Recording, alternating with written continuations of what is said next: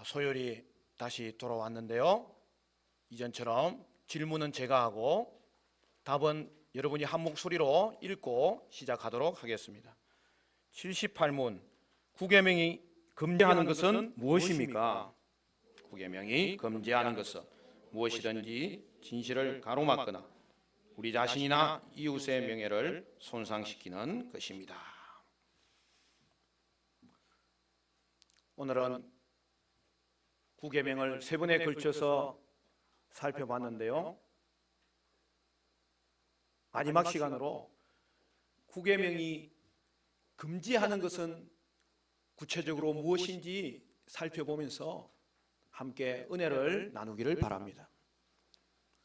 하나님은 참된 것만 말씀하시는 분이시죠. 하나님은 우리가 의롭고 거룩하도록 창조하셨습니다. 하나님처럼 우리도 말하고 진실을 사랑할 수 있도록 그렇게 지으신 것이죠. 그런데 아담이 하나님의 진리를 불순종하여서 사탄의 거짓말을 따라감으로 말미암아 죄를 지었습니다. 그 결과가 무엇입니까? 타락하게 된 거예요. 인간은 진실보다는 거짓말을 좋아하는 죄인이 되어버렸고 또한 죄인으로 태어나게 된 거예요. 그런데 하나님께서 우리를 구원하시고 거듭나게 하실 때에 하나님을 위해 살고 하나님을 기쁘시게 하기를 원하도록 우리를 변화시키십니다. 하나님이 우리에게 진실을 사랑하는 새 마음을 넣어주신 것입니다. 사랑하는 성도 여러분, 이것이 바로 저와 여러분 가운데 일어난 놀랍고 은혜로운 구원의 축복이죠. 바울은 이렇게 말합니다. 오늘 본문 말씀 우리 다 같이 한번 읽어볼까요? 오늘 본문 말씀 21절부터 다 같이 시작. 진리가 예수 안에 있는 것 같이 너희가 참으로 그에게서 듣고 또한 그 안에서 가르침을 받았을진데 너희는 유혹의 욕심을 따라 썩어져 가는 구습을 따르는 옛사람을 벗어버리고 오직 너희의 심령이 새롭게 되어 하나님을 따라 의와 진리의 거룩함으로 지으심을 받은 새사람을 입어라. 여러분, 오늘 본문은 얼마나 놀라운 말씀인지 몰라요.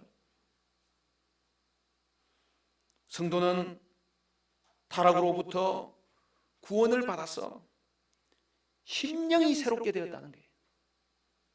여러분, 심령이 새롭게 된 것을 구체적으로 뭐라고 말했죠? 우리 안에 의와 진리와 거룩함이 회복된 거예요.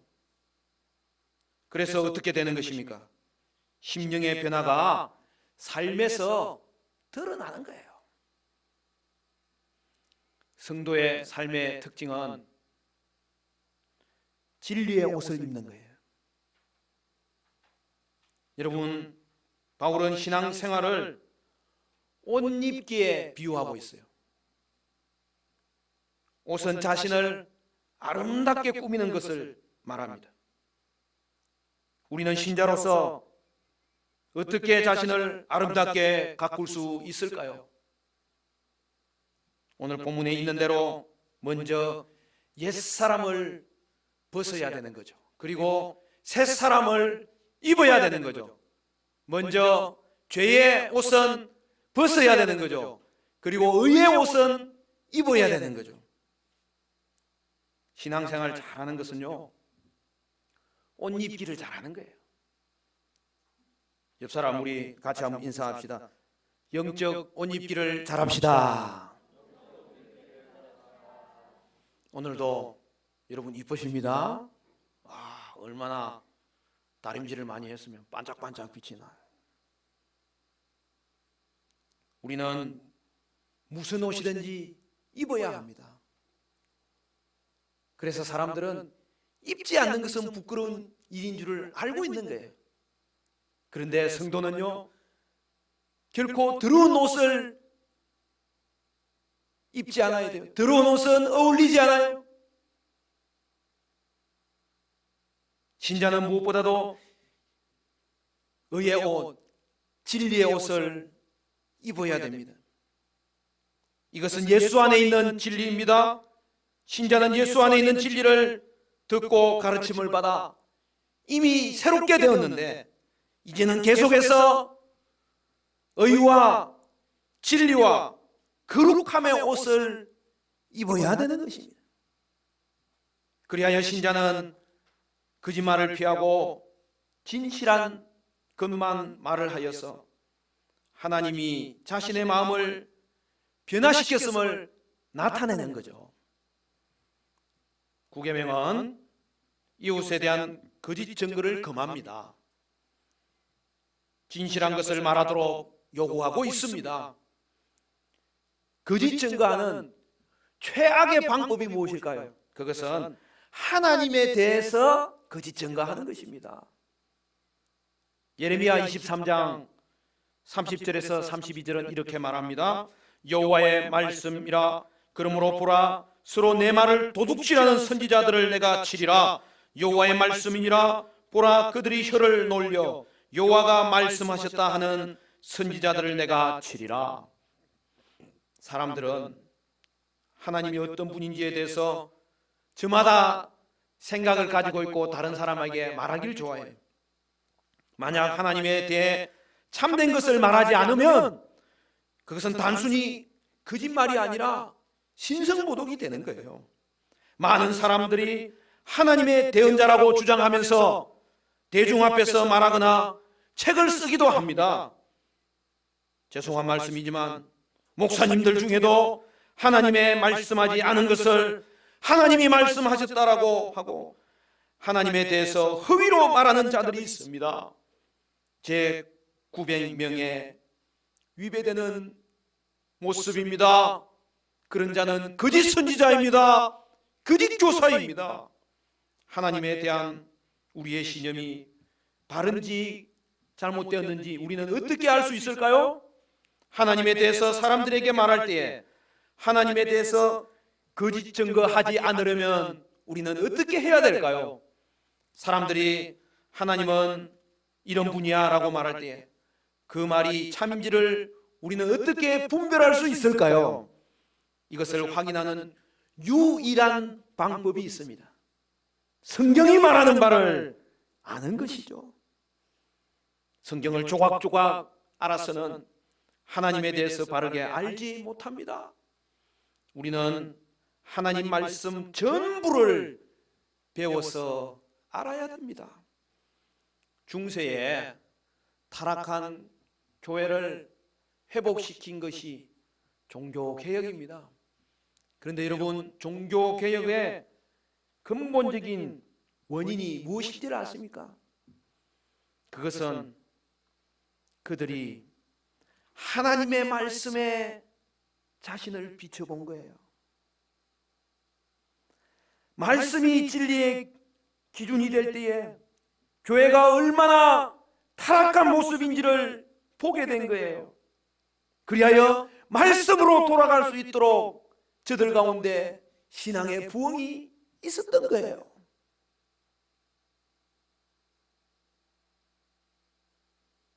종교 개혁에 5가지 표가 있어요.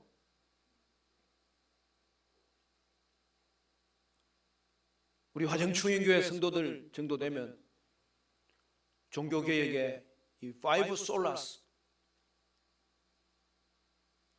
5가지 오직 알고 있어야 돼요. 여러분 뭐죠? 오직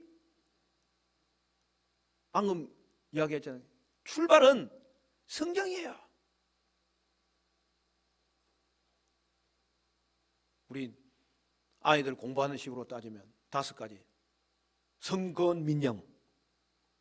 오직 성경. 둘째는 오직 그리스도. 세 번째는 오직 은혜. 네 번째는 오직 믿음.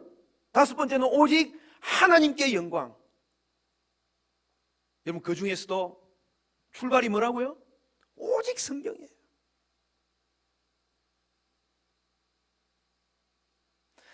여러분, 성경은 신앙과 삶에서의 유일한 법칙입니다. 그런데 오직 성경에서 가장 중요한 의미가 뭐냐면 전체 성경입니다.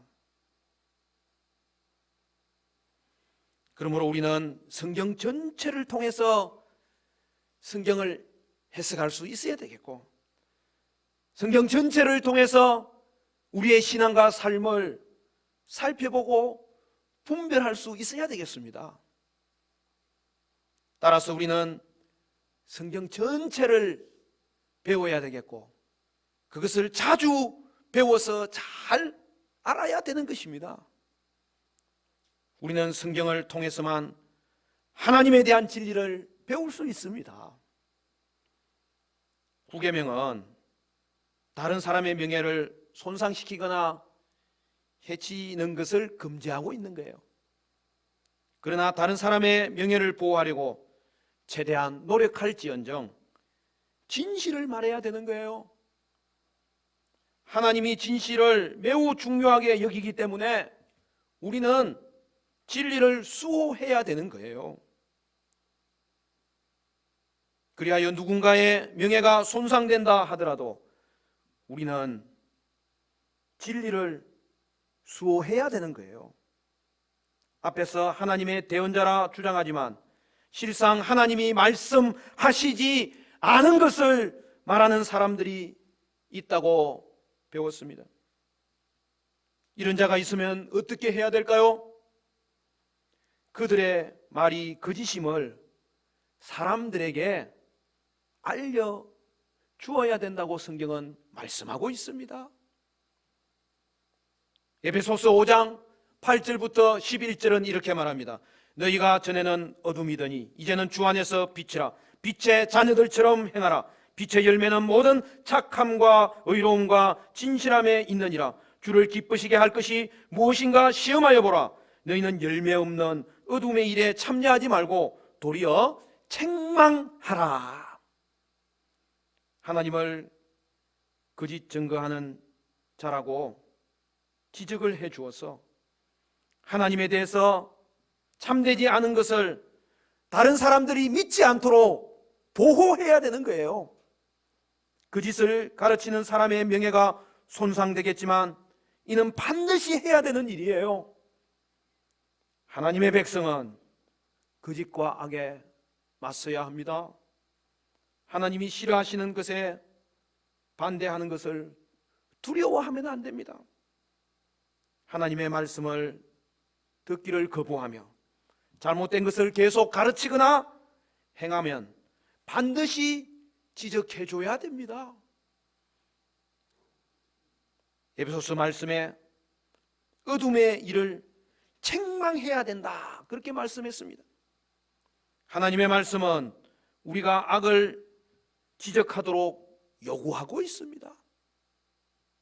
악을 행하는 다른 그리스도인들을 보면 가서 하나님의 말씀을 기억하게 해야 합니다.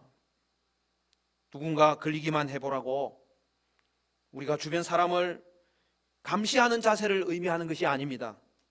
그러나 죄를 행하는 사람에게 말해야 될 책임이 있습니다. 그리고 죄를 짓는지 가장 열심히 살펴보아야 될 대상은 바로 나 자신입니다. 사람들은 종종 자기 자신에 대해서 거짓 증거하는 것을 볼 수 있어야 됩니다. 성령님이 죄된 마음을 드러내시기 전까지 자신이 꽤 선하다고 믿고 있는 경우가 얼마나 많은지 모릅니다. 물론 이것은 거짓이죠. 사람들에게 당신이 죽으면 천국 갈 수 있습니까? 그렇게 물으며 질문했을 때 대부분은 그렇다라고 대답합니다. 그래서 왜 천국에 갈 수 있다고 생각하십니까? 물으면 평생 착하게 살려고 노력했기 때문입니다 라고 대답합니다. 여러분, 사람들은 자신이 얼마나 죄인인지 깨닫지 못함으로 자신에 대해서 거짓 증거하고 있는 거예요. 예수님께 한 청년이 찾아왔습니다. 그 청년은 이와 같은 식으로 자신을 거짓 증거했습니다. 그는 평생 하나님의 계명을 완전히 지켰다고 철석같이 믿고 있었습니다. 마가복음 10장 7절에서 22절을 보면 그가 여짜오되 선생님이여 이것은 내가 어려서부터 다 지켰나이다. 예수께서 그를 보시고 사랑하사 이르시되 내게 아직도 한 가지 부족한 것이 있으니 가서 내게 있는 것을 팔아 가난한 자들에게 주라. 그리하면 하늘에서 보화가 내게 있으리라. 그리고 와서 나를 따르라 하시니 그 사람은 재물이 많은 고로 이 말씀으로 인하여 슬픈 기색을 띠고 근심하며 가니라. 예수님은 제자들에게 이 청년은 하나님 나라에 들어가기가 얼마나 어려운지 모른다고 말씀하셨습니다. 그는 하나님을 따르는 자가 아니라 물질이 우상이 되었던 자였습니다. 우리 예수님은 두 사람에 대한 이야기를 제자들에게 가르쳐 준 적이 있습니다. 이것은 예수님이 비유로 말씀하신 것이 아니라 우리의 삶을 훤히 들여다보시는 그의 눈으로 직접 본 것을 의미하는 것이죠. 오늘 이 땅에 사는 인생은 두 부류가 있다는 거예요. 누가복음 18장에 나오는 이 두 사람은 세리와 바리새인입니다. 바리새인은 하나님 앞에서 자신에 대해서 거짓 증거하였습니다. 자신이 얼마나 선한지를 하나님께 말씀드리기에 바빴을 때에 하나님은 그의 말을 아예 듣지 않았다고 했습니다. 다른 한 사람은 세리입니다. 그는 자신의 참모습을 알고 있었습니다. 하나님께 자신에 대한 진실을 말씀드렸습니다. 자신이 얼마나 큰 죄인인지를 고백하면서 하나님께 불쌍히 여겨달라고 기도했던 것입니다. 예수님은 긍휼을 구한 세리의 기도를 하나님이 들으셨다고 말씀해 주셨습니다. 우리는 자신에 대해서도 진실을 막으면 안 됩니다. 자신에 대해서 정직한 가장 중요한 출발은 자신의 죄인됨을 철저하게 확인하고 하나님 앞에서 고백하는 것입니다. 하나님 앞에서 죄를 고백한 자만이 구원받을 수 있습니다. 그러므로 성도 여러분, 이제 우리는 죄인입니까? 의인입니까?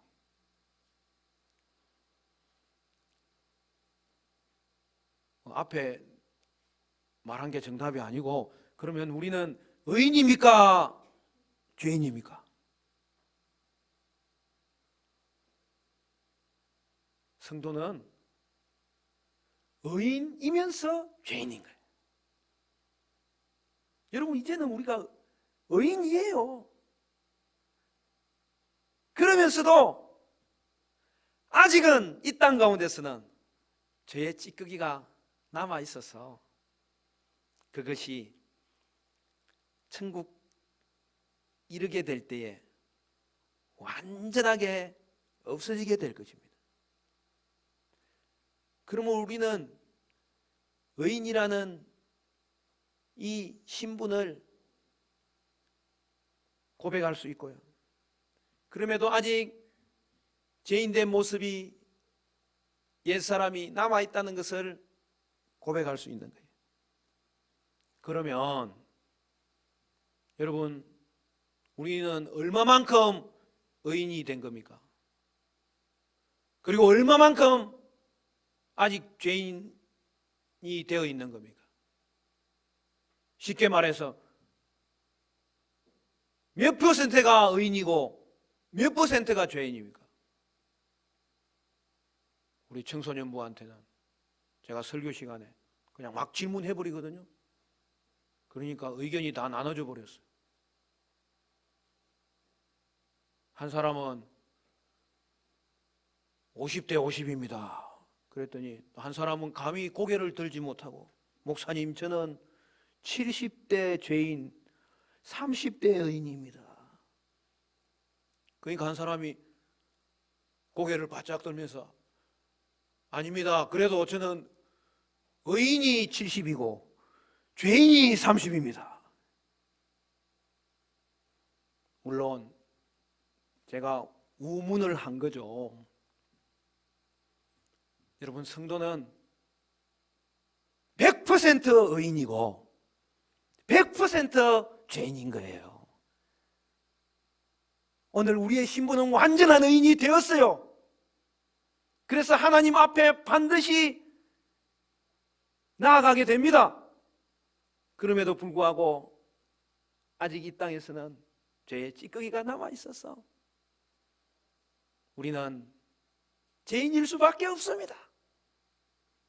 이 놀라운 사실을 한마디로 말하면 뭐예요? 우리는 용서받은 죄인입니다. 사랑하는 성도 여러분,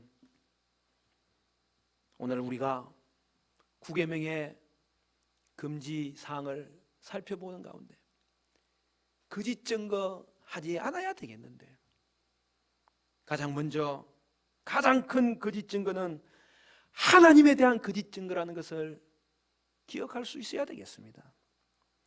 우리는 성경을 통하여 하나님을 바르게 알아야 되는 것입니다. 그러므로 하나님에 대한 거짓 증거하는 자에게는 책망할 수 있어야 됩니다.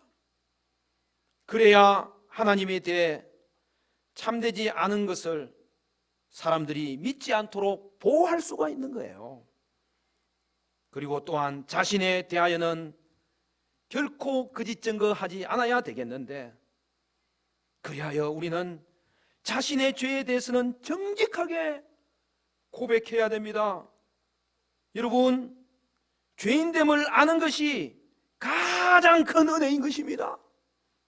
사도행전 20장 21절에 사도 바울이 자기가 복음을 증거하는 내용을 요약해서 설명합니다.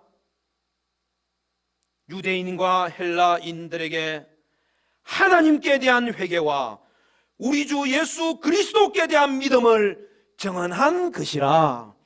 여러분, 우리가 구원에 이르는 길은 바로 이것입니다. 하나님 앞에서 죄인됨을 고백하는 회개가 있어야 되겠고, 예수 바라보면서 믿어야 되겠고, 그리하여서 오늘 구원에 이르게 되고 영생 얻게 되는 하나님의 자녀가 되어야 된다는 사실이죠. 사랑하는 성도 여러분, 말씀을 맺겠습니다. 9계명의 금지사항을 오늘 잘 기억할 수 있어서 하나님 앞에서 진실을 말하십시오. 하나님을 참되게 증거하기를 바라고, 이웃을 향하여 진실을 말하십시오. 이웃을 보호하며 살아갈 수 있기를 바라고, 자신에 대해서 진실을 말하십시오. 죄를 회개함으로 구원받고 영생 얻을 수 있어서 그 위에 우리의 삶은 용서받은 죄인으로 길과 진리와 생명 대신 예수님 닮아가는 복된 은혜가 있게 되시기를 주님의 이름으로 간절히 축원합니다.